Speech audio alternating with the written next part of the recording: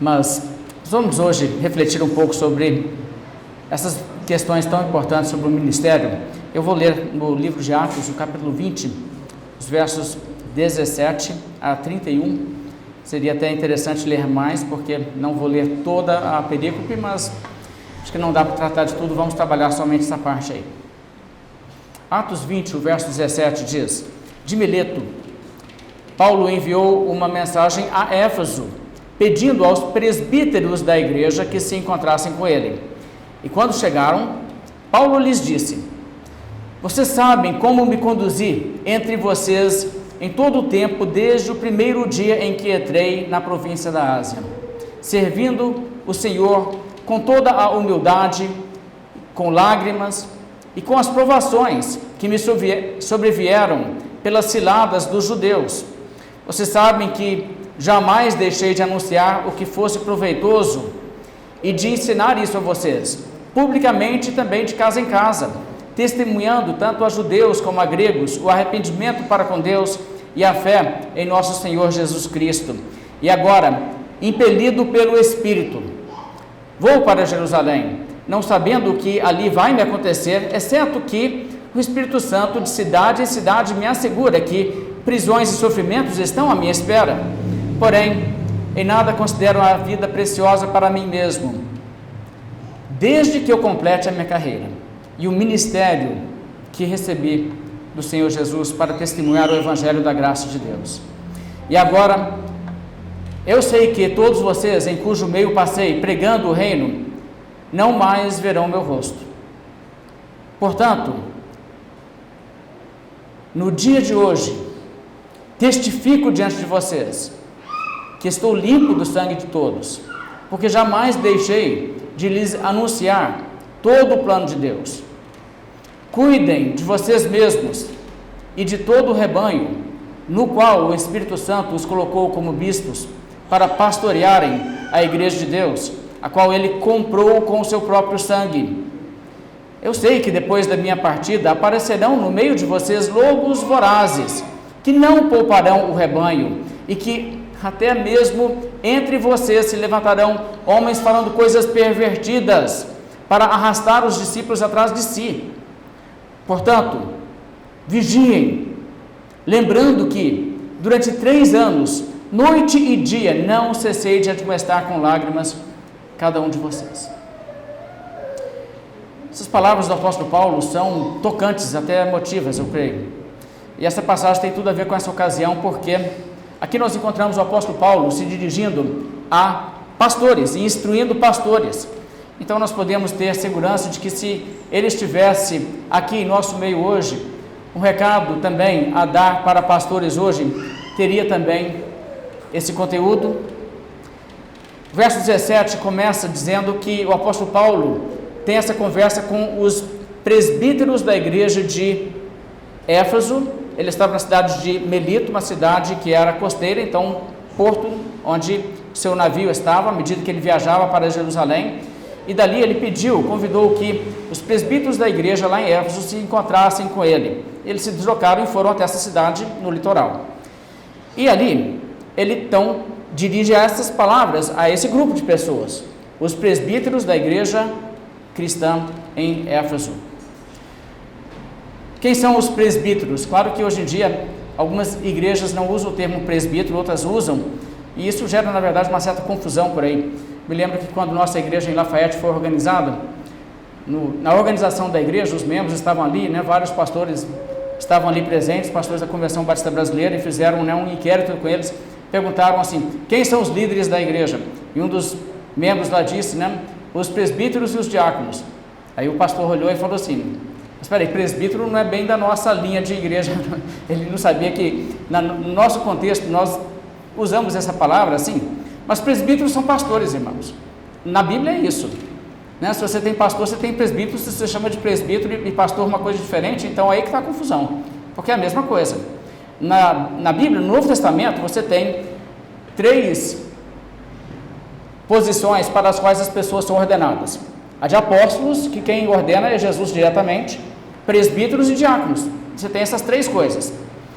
Nós não temos mais Jesus ordenando apóstolos por aí, Mas nós temos sim os presbíteros e os diáconos.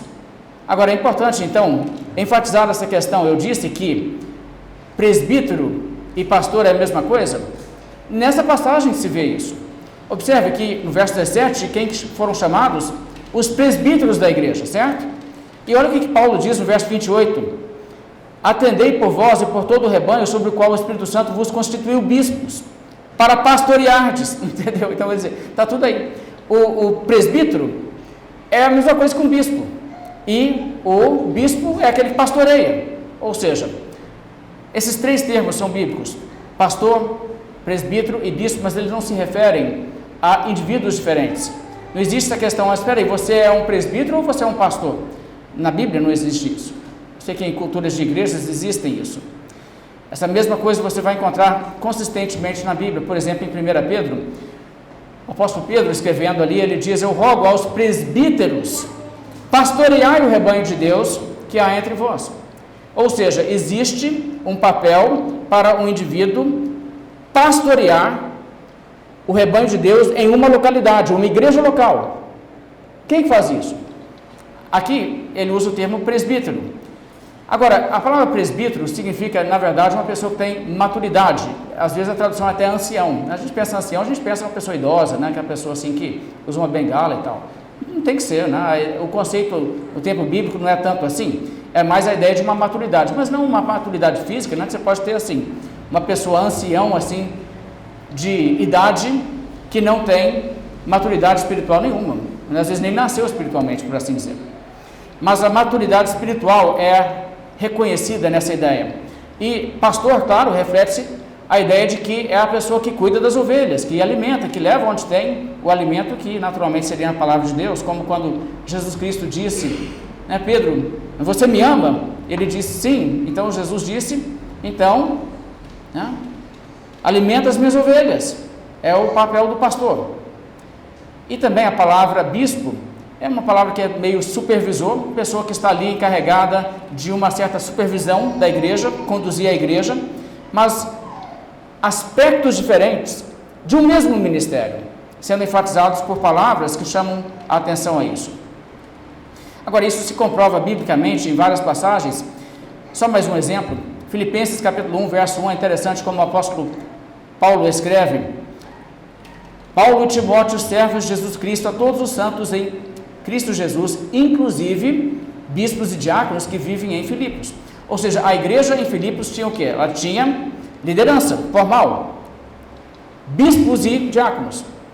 Tem hora que ele refere-se a esse grupo de pessoas como os presbíteros, tem hora que ele chama as pessoas de bispos, mas é o mesmo grupo. Agora veja só, historicamente nós podemos também demonstrar que é exatamente isso.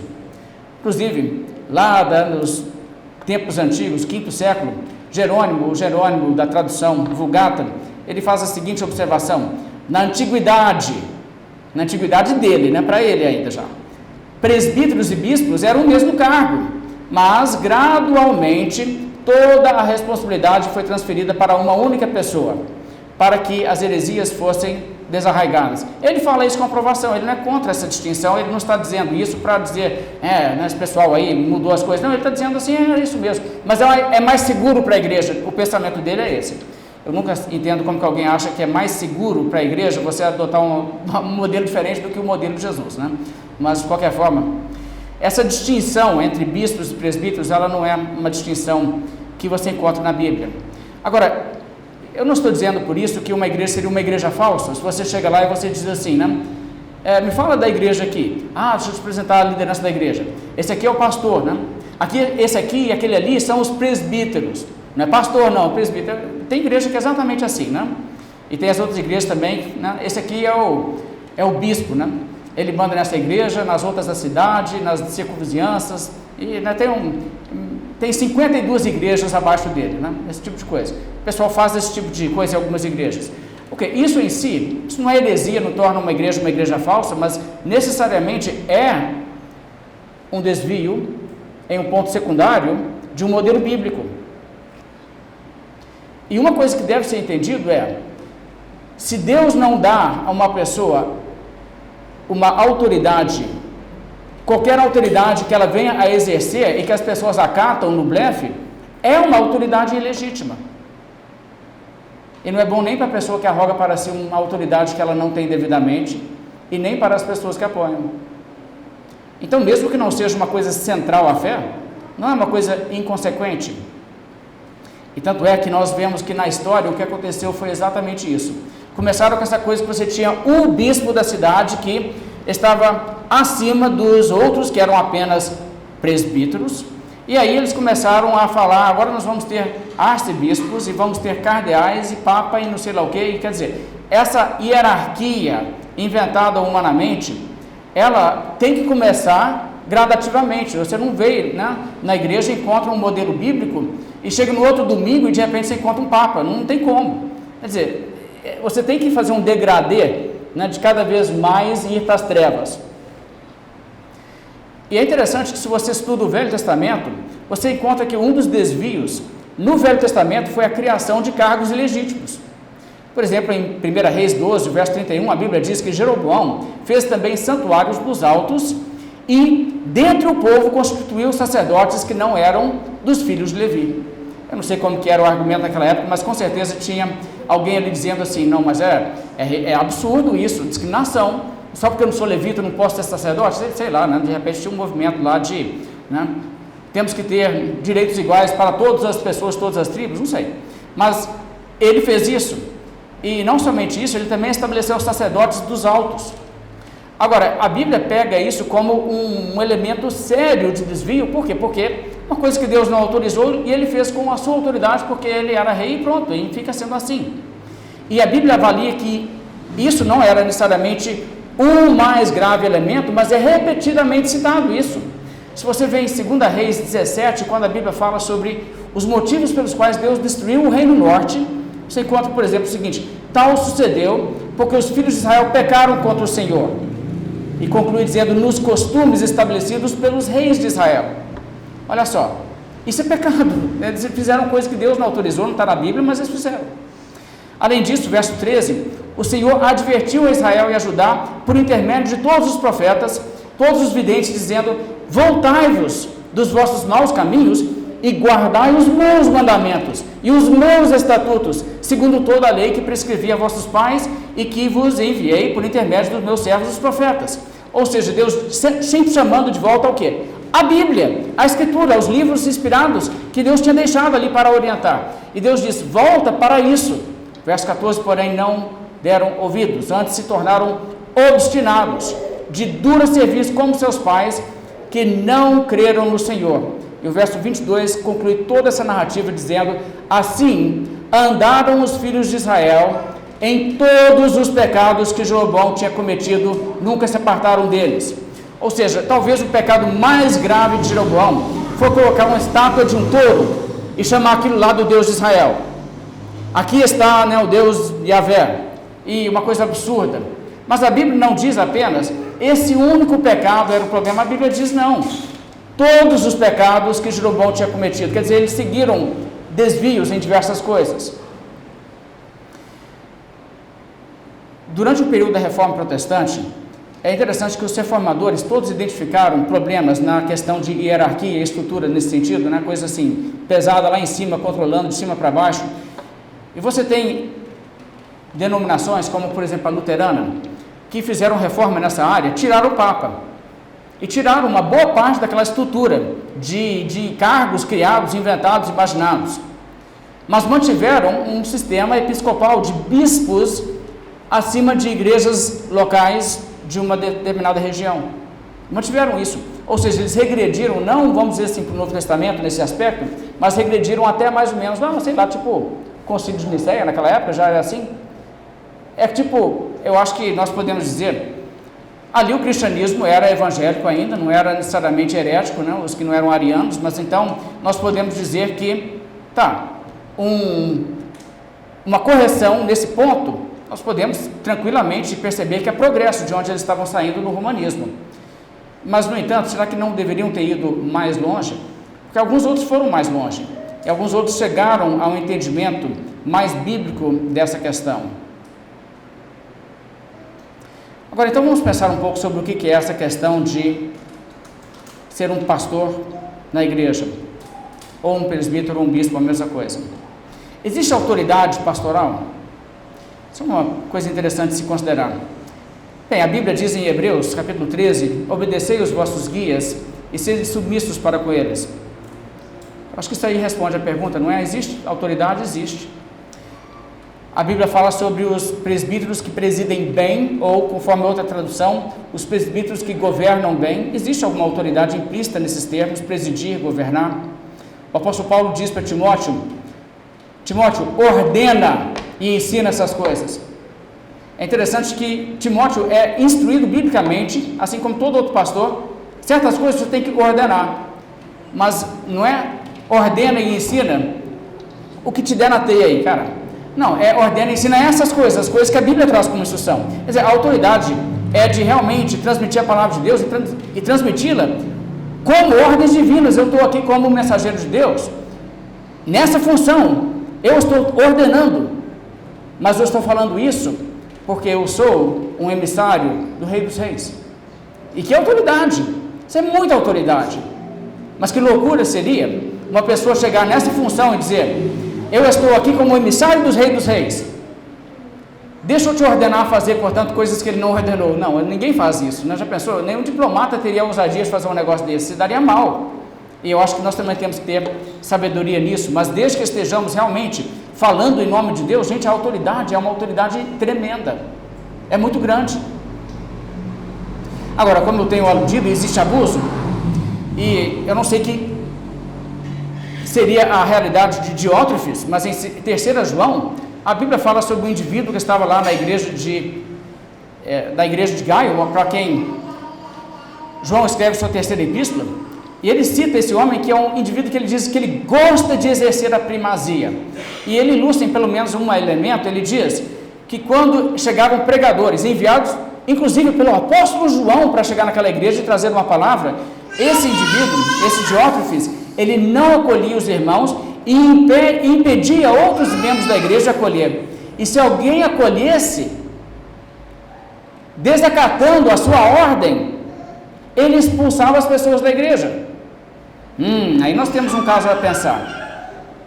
Eu não sei se Diótrefes era presbítero, sei lá o que ele era, mas que ele tinha problemas espirituais graves, ele tinha. Já pensou? O apóstolo João despacha uma pessoa para chegar na igreja, para trazer uma mensagem, e qualquer pessoa diz aqui, esse aqui não pode falar que não.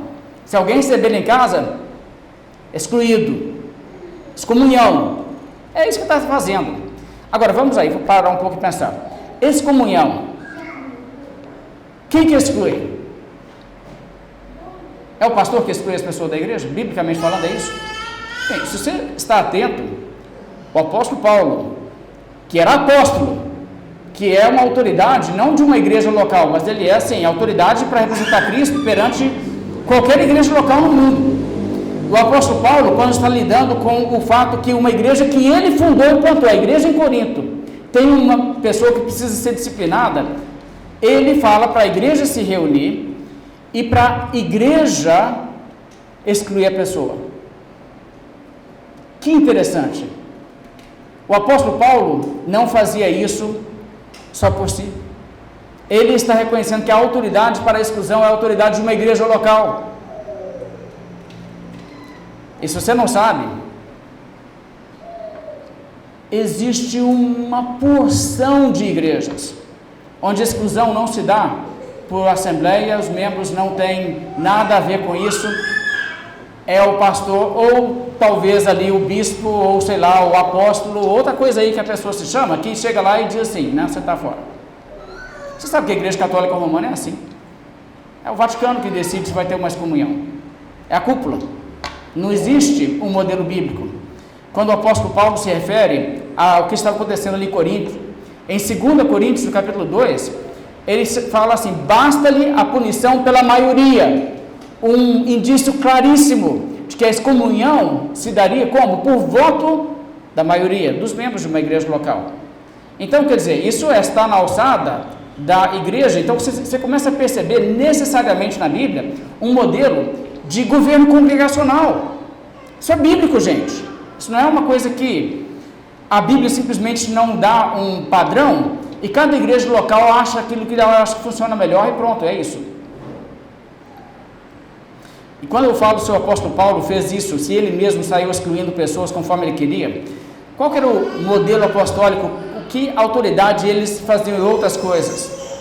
Eu acho tão interessante que o apóstolo Paulo, quando consultado pela igreja de Corinto sobre questões em relação, por exemplo, a casamento, ele fala coisas do tipo assim: não tem um mandamento do Senhor, mas eu dou minha opinião. Que coisa interessante, não?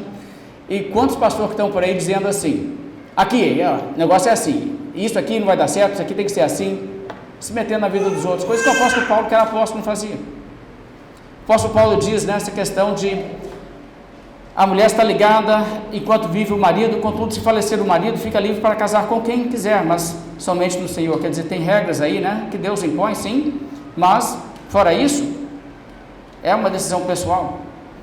E os apóstolos, em Atos capítulo 6, quando houve aquele murmúrio na igreja primitiva, lá em Jerusalém, e havia pessoas ali descontentes, o que eles fizeram? Eles chegaram e falaram assim: nós precisamos de diáconos. Acho que o número 7 vai atender bem o que nós precisamos, então. E aí, João, o que você acha? Bartolomeu, seu parecer, todo mundo concorda? Então vamos lá apresentar para a igreja. Ok, ó, temos 7 diáconos, são eles. Não, o que a Bíblia diz? Convocaram a comunidade e disseram: irmãos, escolhei dentre vós 7 homens. Eles orientaram: ó, aqui nós vamos precisar de 7. 7 atende. E eles falaram: vocês escolhem. Aí eles dizem: então vocês trazem essas pessoas para nós, que nós encarregaremos. Existe uma imposição de mãos, existe uma consagração formal feita pelos apóstolos nesse caso. E, no entanto, foi a congregação, a comunidade que elegeu os indivíduos. O apóstolo Paulo, em Atos 14, a Bíblia diz que por onde ele passou fundando igrejas, mais tarde ele voltou naquelas igrejas e tendo dado um tempo ali para que as pessoas crescessem, amadurecessem, se tornassem mais organizadas e até mesmo para que algum dom de liderança se manifestasse. Ele chega ali para essas pessoas depois e a Bíblia diz que eles promoveram em cada igreja a eleição de presbíteros, que depois eles encomendaram ao Senhor, eles fizeram a consagração, fizeram a ordenação. Mas não é interessante que a igreja que elegeu, você vê aqui um congregacionalismo. O que vocês estão vendo aqui nesse momento? Essa igreja entendeu que determinado indivíduo seria para esse cargo, e essa pessoa então foi o quê? Ordenada também pela imposição de mãos de presbitério, conforme a avaliação, porque o critério aqui é aplicado não somente pela igreja, mas também para os pastores ordenados.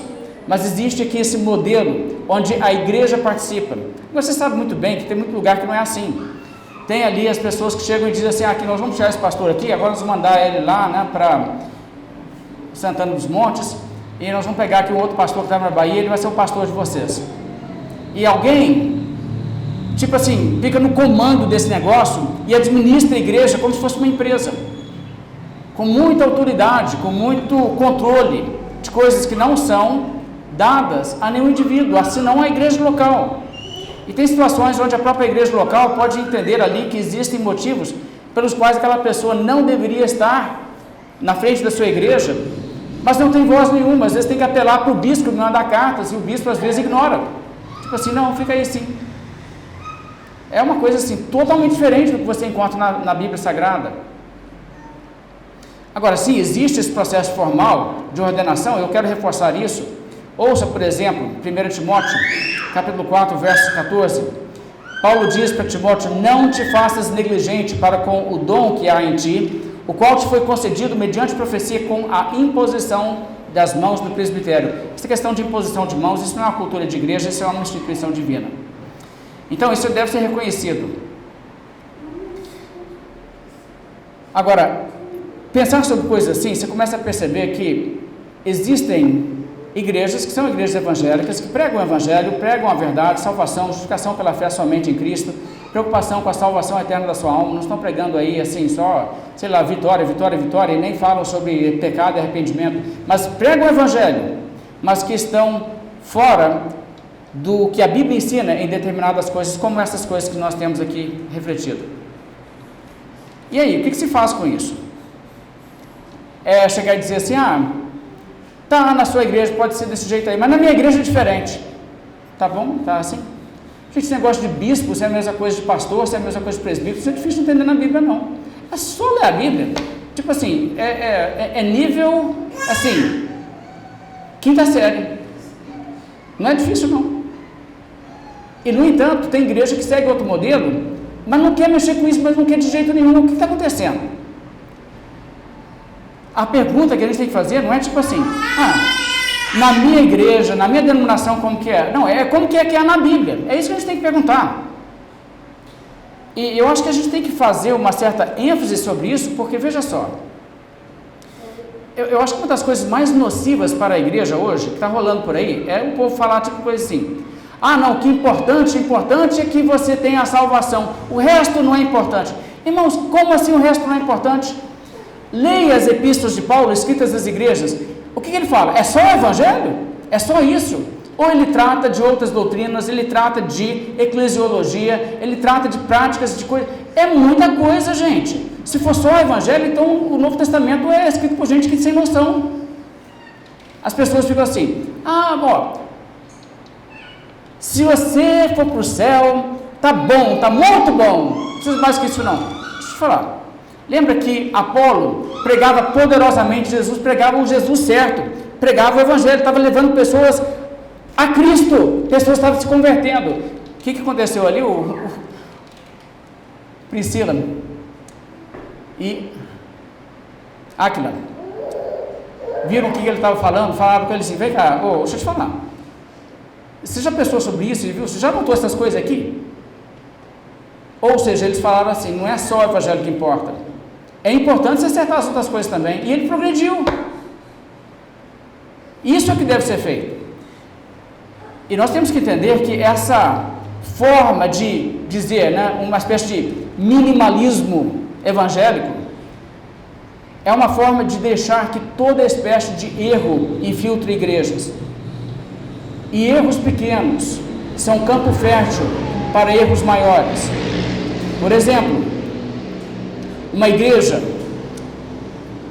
que admite um poder maior para uma pessoa num cargo de liderança como um pastor, do que a Bíblia admite, cria um contexto em que se atrai pessoas que têm fome de poder, e pessoas que não somente querem servir, mas que querem exercer a primazia.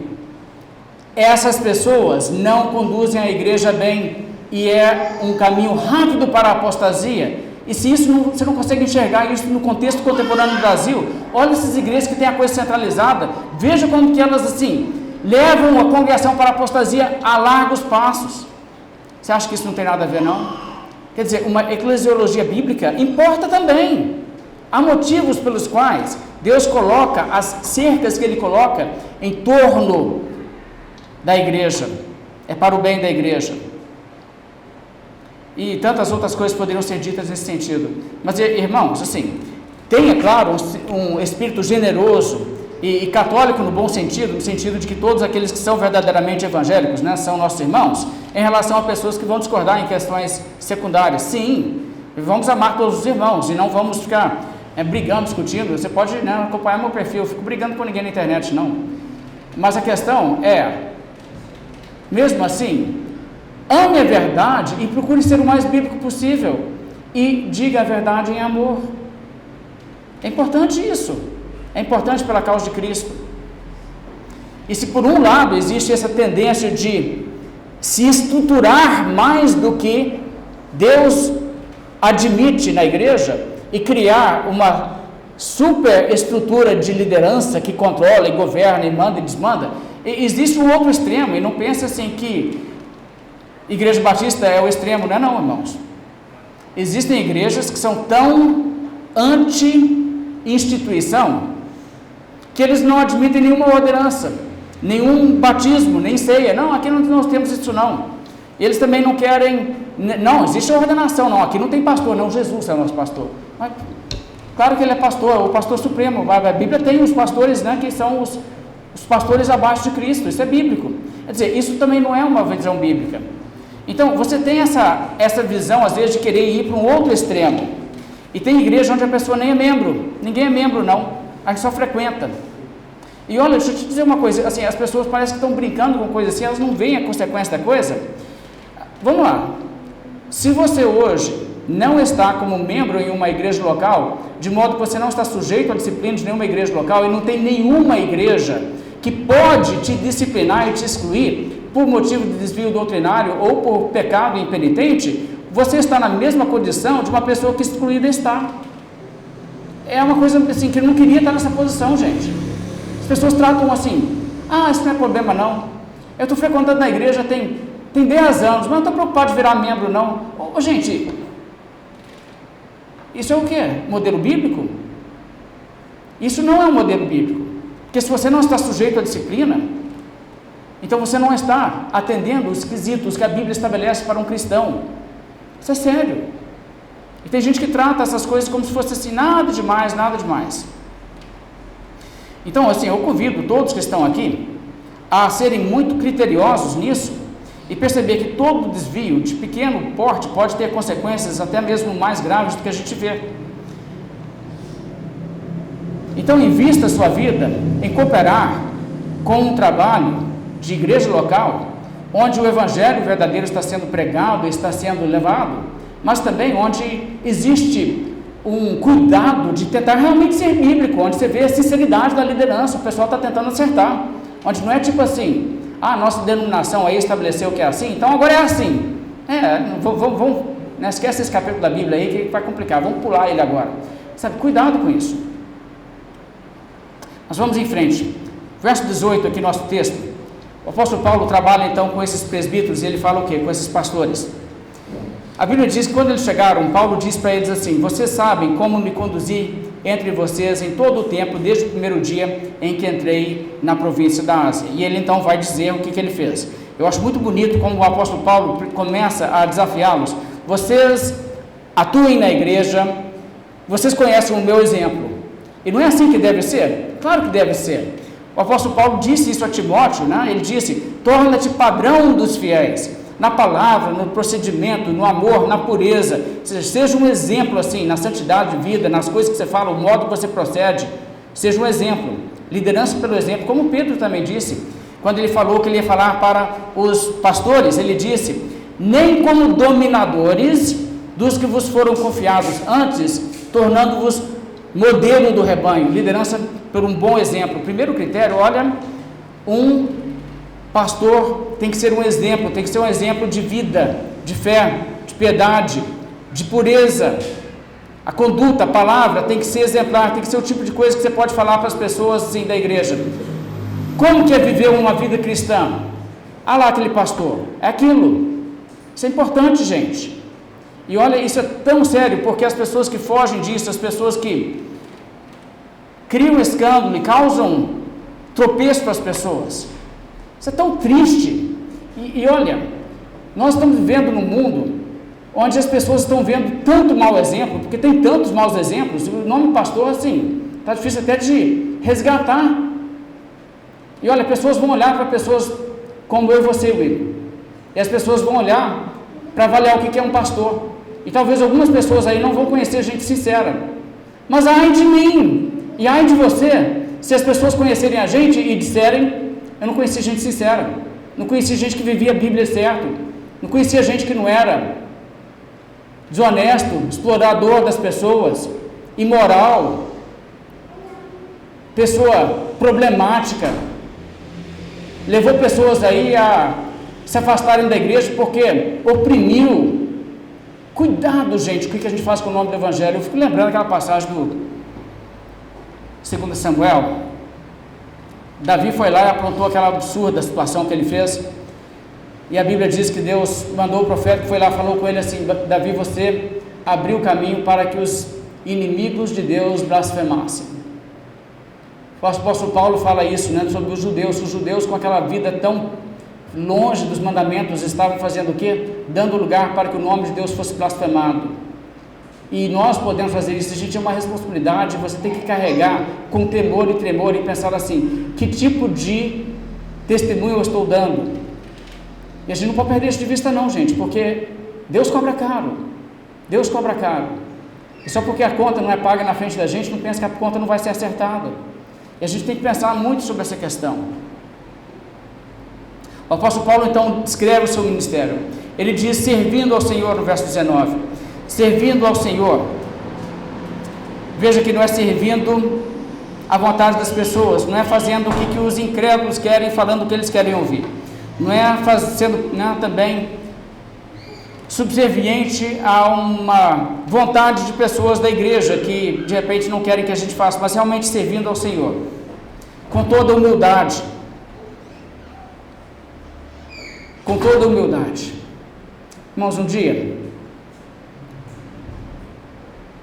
um indivíduo falou uma coisa comigo, o Willi conhece, a Rose conhece, chama William esse indivíduo, ele é presbiteriano hoje, ele tinha um programa de rádio onde ele me convidou, e ele me falou assim, as pessoas das igrejas quando chegam aqui, chamam lá no interfone, a gente vai atender quem que é, você precisa ver como que eles falam, né?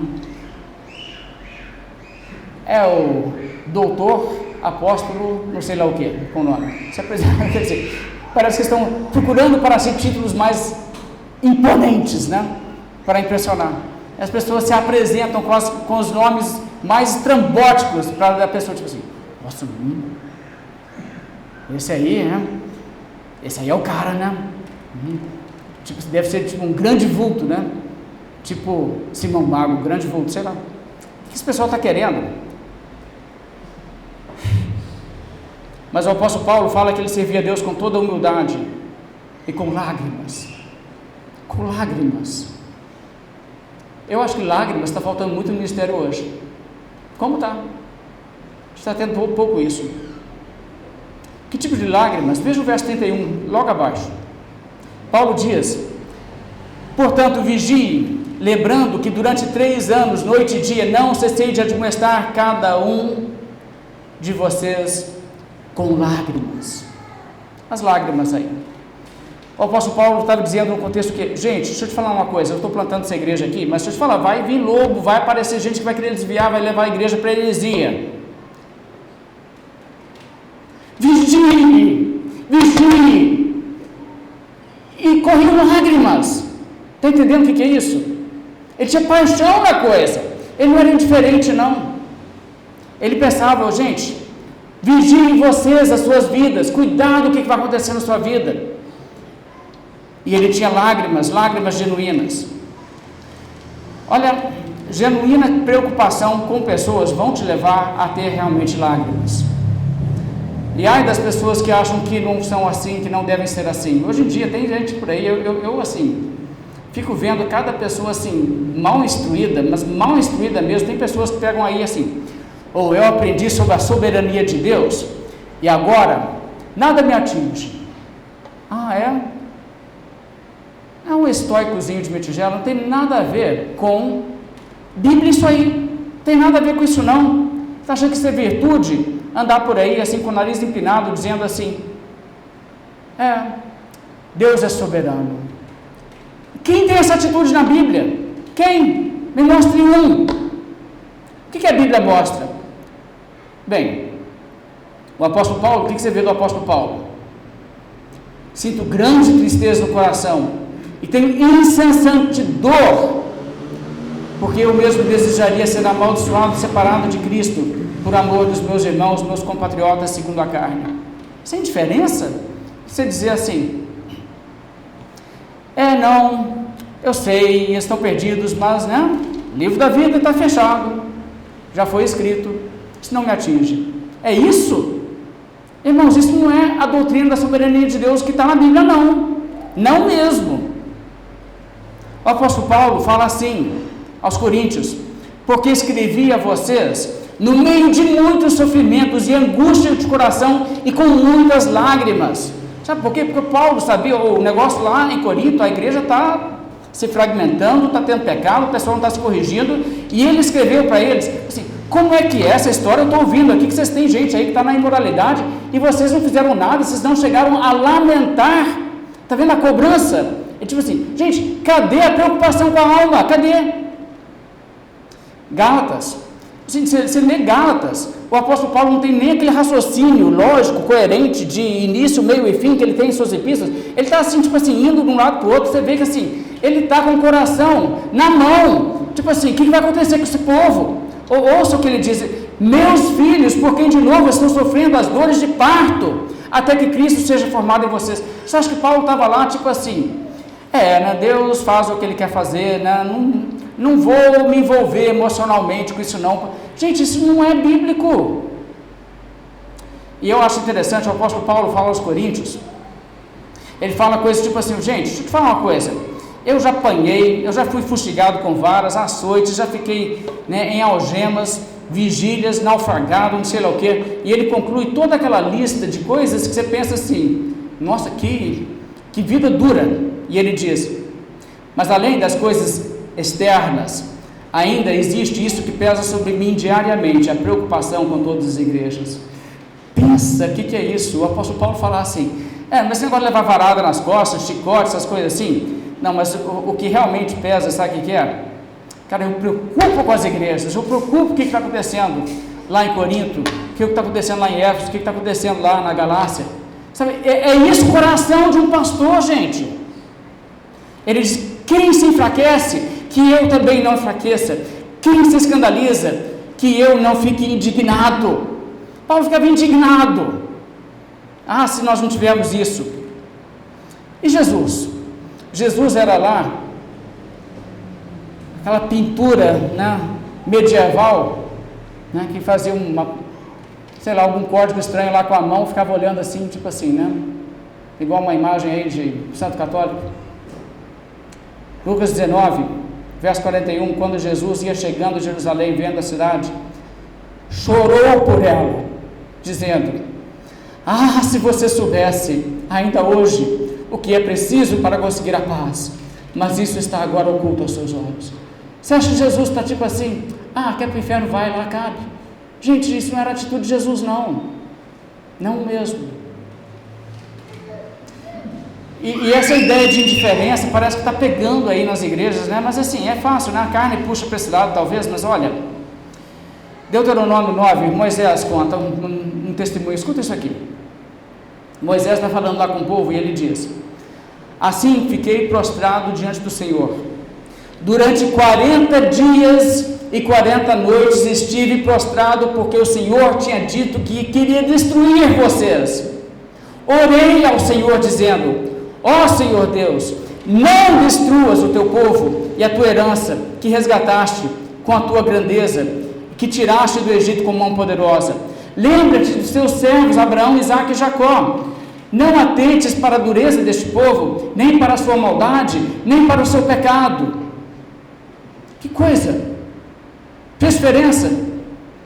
Será que fez diferença? Ou tipo assim, não, isso aí não fez diferença, porque o que Deus ia fazer, nada influi. Gente, isso não é o que a Bíblia ensina, não. Existem causas e consequências, e Deus criou o mundo assim na sua soberania, e isso é visto na Bíblia. Veja em capítulo seguinte o que Moisés diz: permaneci no monte como da primeira vez 40 dias e 40 noites, mais uma vez o Senhor me ouviu e não quis destruir vocês. Sabe por que ele não destruiu aquele povo? Porque Moisés orou. Não é porque simplesmente Moisés orar faz diferença nenhuma. Eu já vi uma ilustração, até bons pregadores usarem essa ilustração, dizerem assim: você sabe como que é a oração? A oração é tipo assim: você está aprendendo a tocar o violino, aí você quer tocar lá, né, sei lá, as 4 estações de Vivaldi. Então você coloca o disco para tocar, você coloca a pauta na sua frente, você vai tocando junto, a música vai tocar, você que tem que entrar no ritmo. Assim é a sua oração. Ok, se isso está dizendo que você deve aprender a orar biblicamente, não orar por coisas que você não deveria orar, às vezes você está orando errado, né? Tudo bem, mas no sentido que o que vai acontecer na história vai acontecer e a oração não muda nada, isso não é o que a Bíblia ensina, não, o que a Bíblia acabou de falar. Sabe por que Deus não destruiu o povo? Deus falou sério: eu vou matar esse povo. Moisés falou: não, Deus, por favor, não faça isso. Isso não pode acontecer. E ele orou 40 dias e 40 noites, e Deus diz: ok, já que você orou, eu não vou não. Fez diferença? Fez diferença, irmãos. É assim que a Bíblia mostra a coisa. E essa ideia de se apavorar e achar que, né, hoje em dia, se você vê assim, Você fala alguma coisa assim, gente, eu estou preocupado com o rumo que as coisas estão tomando nas igrejas, as pessoas assim, olha, mas que falta de fé. Isso é falta de fé? Dizer, olha, não é falta de fé, irmãos, dizer assim, que Jesus vai triunfar, um dia Jesus vai chegar e pôr ordem na bagunça, isso eu sei, né? Ninguém vai tirar Jesus do trono não, eu não estou preocupado, não é se Jesus vai perder o trono, eu estou preocupado se esse indivíduo aqui na minha frente vai ser salvo, vai passar a eternidade no inferno, porque isso aí eu não sei o que vai acontecer não, isso aí está em jogo, e se alguém falar com ele a verdade, se alguém orar por ele, isso pode ser um instrumento que Deus use para mudar o destino eterno de uma alma, sim, é assim que acontece, não é a parte de qualquer meio. Por isso, nós temos que ver que o apóstolo Paulo entendia que ele não estava ali pregando uma coisa, tipo assim, não, eu estou cumprindo uma missão aqui, mas nada afeta nada. Não, ele se envolvia, ele entendia a importância disso. Gente, Esdras, para mim, talvez o exemplo mais forte na Bíblia. Em Esdras capítulo 9, a Bíblia diz que as pessoas chegaram contando para Esdras que o povo de Israel se havia misturado ali com os povos e as suas abominações, casamentos com gente incrédula, e Esdras, a Bíblia diz que ele ficou tão arrasado, a Bíblia diz que quando ele escutou isso, ele diz, rasguei as minhas roupas, o meu manto, arranquei os cabelos da minha cabeça e da barba e me assentei atônito, e ele diz ainda, porém eu permaneci sentado atônito até a hora do sacrifício da tarde, quer dizer, ficou ali horas, desesperado, e ele levantou e agiu. Primeiro ele orou, passou a orar, se humilhou diante de Deus, e a Bíblia diz que ele orou a Deus assim, Senhor Deus, depois de tudo isso que nos aconteceu, né, o exílio, aquela coisa, por causa das nossas más obras e da nossa grande culpa, e vendo ainda que Tu, ó nosso Deus, nos tens castigado menos do que merecem as nossas iniquidades, e ainda nos deste este restante que escapou, será que poderíamos voltar e transgredir os Teus mandamentos e nos unir em casamento com os povos que praticam estas abominações? Não te indignarias contra nós, a ponto de nos destruires completamente, sem que houvesse nenhum remanescente, nem alguém que escapasse? Ele está dizendo, gente, essas coisas têm consequências, isso tem que ser revertido, a gente tem que fazer alguma coisa. E ele levantou, e ele agiu, ele convocou o povo, ele disse, nós não podemos deixar isso acontecer não, gente, vocês estão loucos, o que vocês estão pensando? Não é assim, essas coisas trarão consequências. Está vendo? Essa é uma percepção bíblica do mundo, da realidade, da luta e da causa. É como nós cantamos aqui, ruge forte e contundente a guerra do pecado. Isso não é uma coisa que nada afeta nada não. Cuidado com essa indiferença, cuidado com esse fatalismo. E Jeremias, será que Jeremias tinha alguma coisa, sentia alguma coisa no coração, ou ele estava acima de tudo isso? Jeremias nem se fala, né? Nem vamos lá não, todo mundo sabe. Sabe o que está faltando hoje, gente? Está faltando hoje a gente que faz como Knox, que ajoelha e diz para Deus, me dê a Escócia ou eu morro. Está dizendo, gente, fala isso, Senhor Deus, me dê aquela alma, aquela pessoa, estou orando por ela, Senhor Deus, faz isso por mim, eu não aguento se o Senhor não fizer, salva essa pessoa, estou orando por ela. A gente precisa de gente assim, a gente precisa de pessoas que se empenham, que lutam, que amam de verdade as pessoas, que amam as almas. Irmãos, o ministério não é um lugar para você ficar ali só assim, mantendo o culto sendo realizado. Nós estamos afetando as eternidades de seres que vão viver para sempre, ou no tormento por tudo aquilo que fizeram contrário à santidade de Deus, ou em alegria perpétua, se regozijando por terem sido transformadas nas criaturas mais belas de toda a criação de Deus. Gente, é uma coisa de extrema consequência, e nós não podemos perder isso de vista. No verso 20, o apóstolo Paulo prossegue e ele diz, vocês sabem que jamais deixei de anunciar o que fosse proveitoso ensinar isso a vocês publicamente e também de casa em casa. Você vê o ministério do apóstolo Paulo, como que ele trabalhava, ele realizava cultos públicos, assim que ele teve condições de montar, ele usava a sinagoga se deixasse, né? E às vezes a sinagoga virava a igreja, e pronto, né? Eu devia ter sido desde o início, né? Mas às vezes as pessoas não queriam, como lá em Éfeso, o que ele fez? Ele, em Éfeso talvez não tinha ninguém com uma casa adequada, ele alugou uma escola, a Bíblia diz a escola de tirando, começou a reunir-se ali com pessoas, e ensino público, mas também de casa em casa. Você pode ter certeza que Paulo ia na casa das pessoas, evangelizava, elas falavam com elas de Cristo em casa. E Paulo também percebia, ele identificava pessoas que tinham potencial para a liderança, e ele também passava a ensinar essas pessoas individualmente, treinar essas pessoas, e quando o apóstolo Paulo via potencial numa pessoa, tipo Timóteo, o que ele dizia? Timóteo, você não quer me acompanhar não? Eu vou te treinar para você aprender comigo, você vai se tornar uma pessoa mais útil para o reino de Deus. Quer dizer, esse é o modelo do apóstolo Paulo, ele faz isso publicamente de casa em casa. Verso 21, ele diz, testemunhando tanto a judeus como a gregos, o arrependimento para com Deus e a fé em nosso Senhor Jesus Cristo, quer dizer, pregando para todo mundo o evangelho, arrependimento e fé. Verso 22, agora impelido pelo Espírito, vou para Jerusalém, não sabendo o que ali vai me acontecer. É certo que o Espírito Santo de cidade em cidade me assegura, me garante, que prisões e sofrimentos estão à minha espera. Ou seja, ele entendia que era a vontade de Deus que ele fosse para Jerusalém, mas Deus estava dizendo, Paulo, se prepara, viu, porque não vai ser bonito lá não. E no verso 24, ele então resume aqui, olha, isso aqui é uma filosofia de vida para você que é cristão. Porém, em nada considero a minha vida preciosa para mim mesmo, desde que eu complete a minha carreira e o ministério que recebi do Senhor Jesus para testemunhar o Evangelho da graça de Deus. Que coisa! Olha o que ele disse. Em nada considero a minha vida preciosa para mim mesmo. Sabe aquelas pessoas tipo assim, não, minha vida eu tenho que ter, né, isso, eu tenho esse sonho e tal, mas se, né, se isso não der então para mim, aí já nem vale a pena. O apóstolo Paulo diz, tá, você sabe o que eu tenho? Eu tenho uma missão, Deus me deu uma missão, eu não estou aqui nesse mundo por acaso, e o que importa para mim é que eu realize a missão que Deus me deu, de testemunhar o Evangelho da graça de Deus. Eu estou aqui para ser luz, para ser um farol num mar perigoso para que pessoas encontrem o porto seguro. E eu quero ser fiel nessa missão, e se Deus me conceder que eu conclua a missão que Ele me deu nesse aspecto, então para mim a vida valeu a pena, sou super realizado, super realizado. Agora sim, nós estamos aqui numa ocasião falando para presbíteros, Paulo aqui falando para presbíteros, né? Nós falando aqui para Willy especificamente nesse sentido, e essa congregação que está em obra junto com ele, né? Juntamente na obra de Cristo aqui. Mas olha, isso aqui não é uma mensagem só para pastores não, porque você se lembra que Jesus falou assim, vocês são a luz do mundo? Ele falou isso só para os apóstolos, não é... Todo aquele grupo que estava ali para ouvir o sermão do monte, ele disse, vocês são a luz do mundo, não se pode esconder uma cidade situada no alto de um monte, nem se acende uma lamparina para colocá-la debaixo de um cesto, mas num lugar adequado, onde ilumina bem todos os que estão na casa. Assim brilhe também a luz de vocês diante dos outros, para que vejam as suas boas obras e glorifiquem o Pai de vocês que está nos céus. Que coisa, né?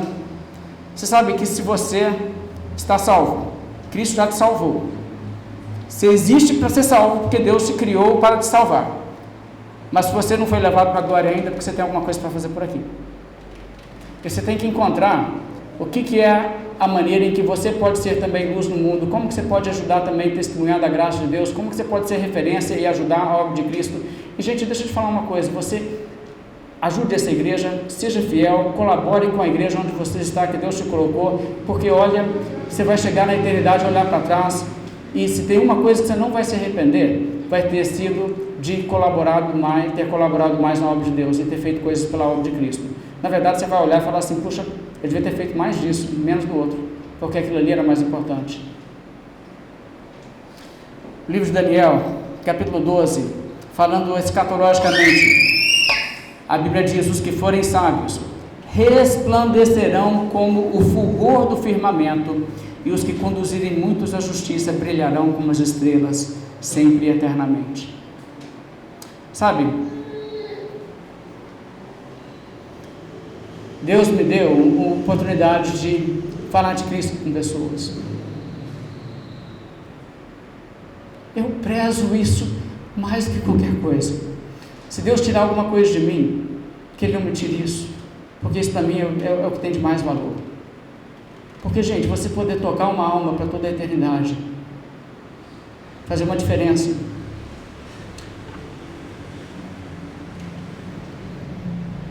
perco qualquer coisa, mas se eu perdesse isso aí, eu ficaria arrasado. Essa é a atitude que você tem que ter como cristão. Em nada eu considero a minha vida preciosa, senão nisso, que eu complete a minha carreira. Agora, você sabe o que é legal disso? Porque, olha, por um lado,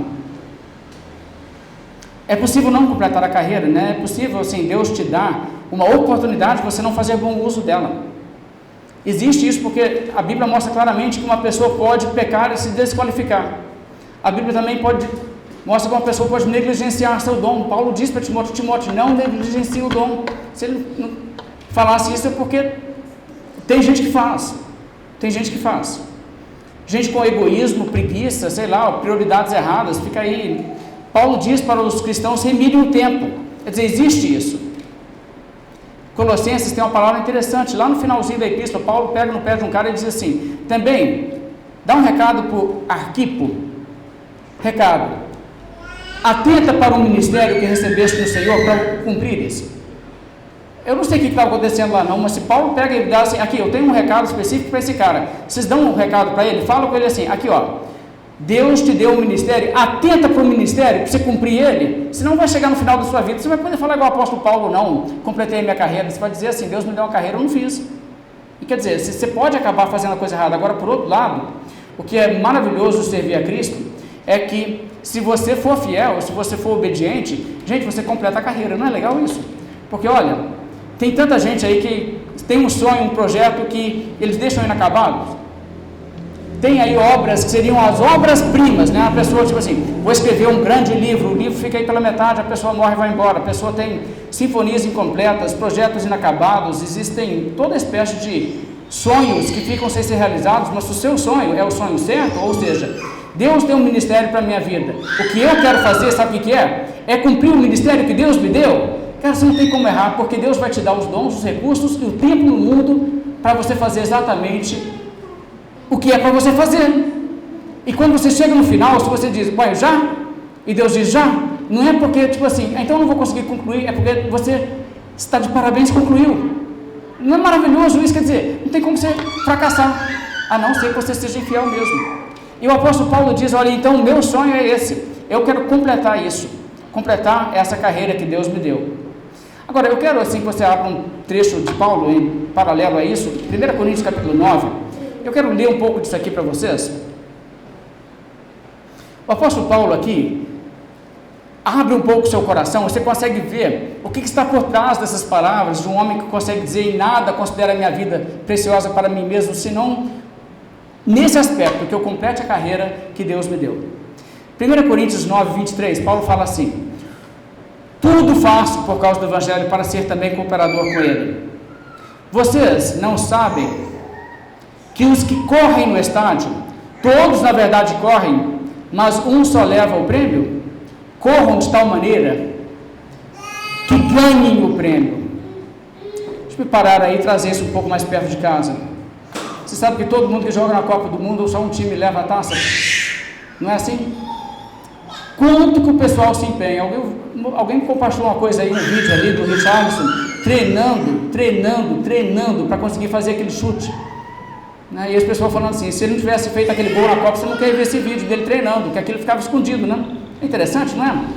Quanto que as pessoas se treinam e quanto que elas desabam quando o sonho delas assim, vai embora.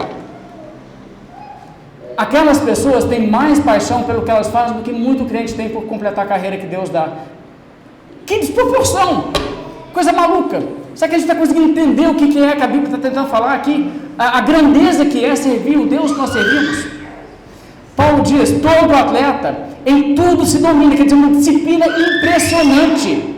Aqueles atletas, para alcançar uma coroa corruptível. Nós, porém, a incorruptível. Assim corro também eu, não sem meta, assim luto, não como desferindo golpes no ar, mas esmurro o meu corpo e o reduzo à escravidão, para que, tendo pregado a outros, não venha eu mesmo a ser desqualificado. Uau!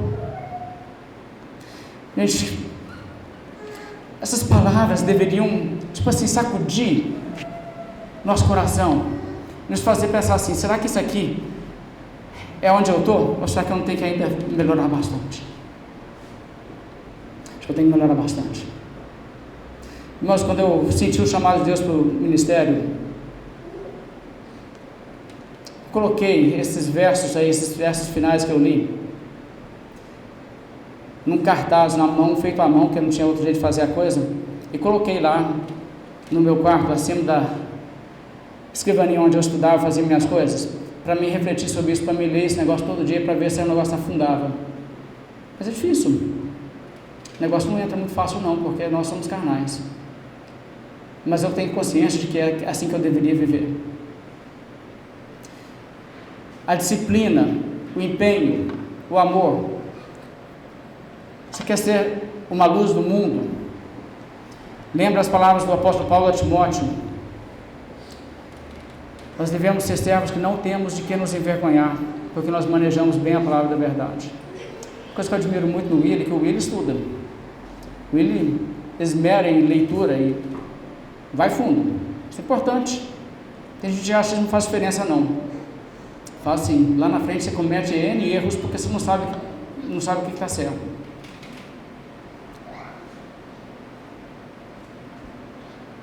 E não somente isso, o verso 25, voltando lá, nosso texto de Atos, Paulo diz assim: agora eu sei que todos vocês em cujo meio passei pregando o reino não mais verão o meu rosto.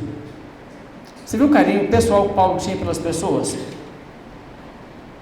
Era para ele uma coisa emocional também. Eu gosto de vocês, eu gosto de poder voltar aqui e ver vocês, não vou poder isso, mas eu estou ciente disso. E aí o verso 26, portanto, no dia de hoje testifico diante de vocês que estou limpo do sangue de todos, porque jamais deixei de lhes anunciar todo o plano de Deus. E aqui você vê uma perspectiva que Paulo diz também. Olha,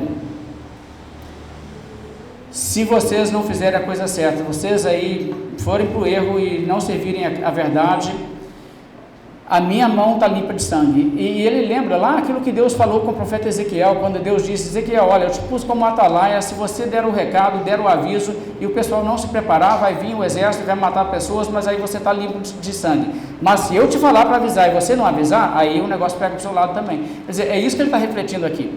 E ele está reconhecendo que existe uma cobrança dele sobre isso.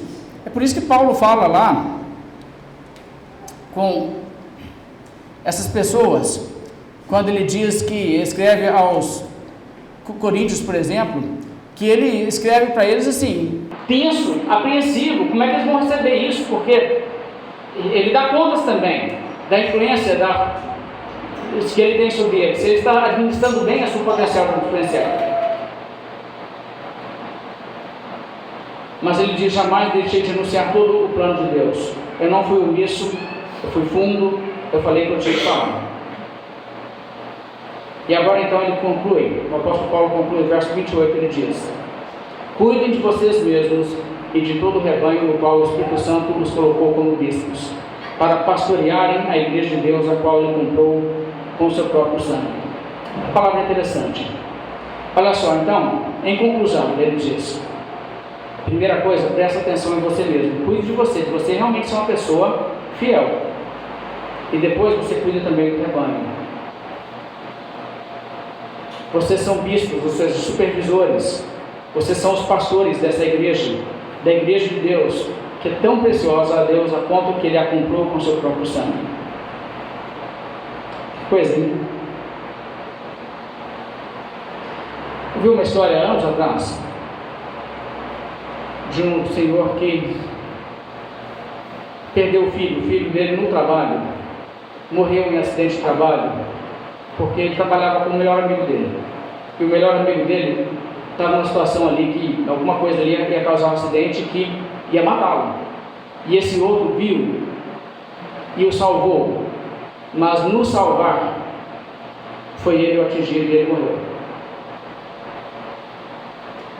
E a situação era óbvia, que ele trocou a vida dele pela do outro. Ele não pensou assim, quem sabe eu salvo ele, mas não acontece nada comigo, não. Ele decidiu, não, ele não vai acontecer isso com ele não. Ele entrou na frente. E o pai disse: poxa, se o meu menino amava tanto esse cara, ele conhecia há anos também, assim, eu também quero honrar meu filho, sendo para ele o melhor amigo que eu posso ser. Se aproximou, para tratá-lo com maior consideração. E não é assim que a gente deve pensar: puxa, se aquele ali da igreja, Jesus amou ele a ponto que Jesus falou assim: eu morro por ele, eu vou na cruz por ele, e eu amo Jesus tanto assim, será que eu não devo também ter alguma coisa de sentimento para essa pessoa, não? E é isso que Paulo está dizendo: vocês aqui que são pastores, pensa, vocês estão pastoreando a igreja de Deus que ele comprou com o seu próprio sangue.